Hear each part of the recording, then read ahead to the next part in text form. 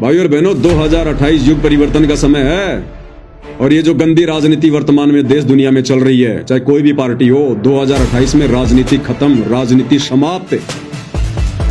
धर्म नीति से ये शासन और प्रशासन के कार्य होंगे, संत रामपाल जी की देखरेख में होंगे, क्योंकि आने वाला समय इस परमपिता परमेश्वर सतगुरु रामपाल जी का है।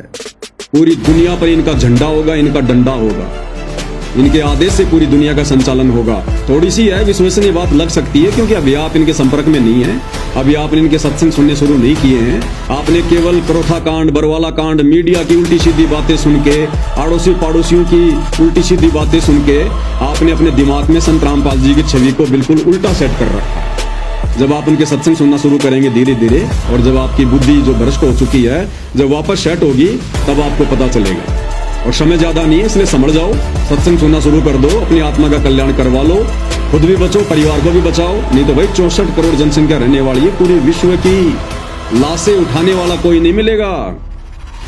जब जब युग परिवर्तन होता है तब यही होता है। राम रावण युद्ध हुआ था, युग परिवर्तन क्या हुआ था उस समय जब हम द्वापर में आ रहे थे? लाशों को खाने के लिए चील कौवे भी कम पड़ गए थे, कोई अंतिम संस्कार करने वाला नहीं बचा था। द्वापर में महाभारत का युद्ध हुआ, युग परिवर्तन का समय जब हम इस कलयुग में आने वाले थे। 18 करोड़ सेना मरी थी कट कट के कौरव पांडवों की, चील कौवों ने खाई थी लाशें, अंतिम संस्कार करने वाला नहीं मिला कोई।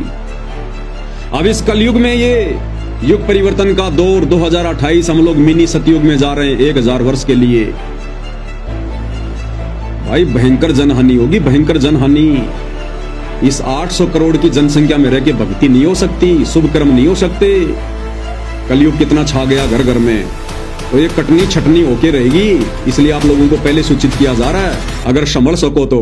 संत जी आपसे कुछ ले नहीं रहे, केवल आपको एक सच्चाई का मार्ग दे रहे हैं, भक्ति का मार्ग दे रहे हैं, मुक्ति का मार्ग दे रहे हैं, आपकी बुराइयां छुड़वा रहे हैं, आपको नेक इंसान बना रहे हैं। आपका ले क्या रहे हैं, वो तो आपको दे ही दे रहे हैं।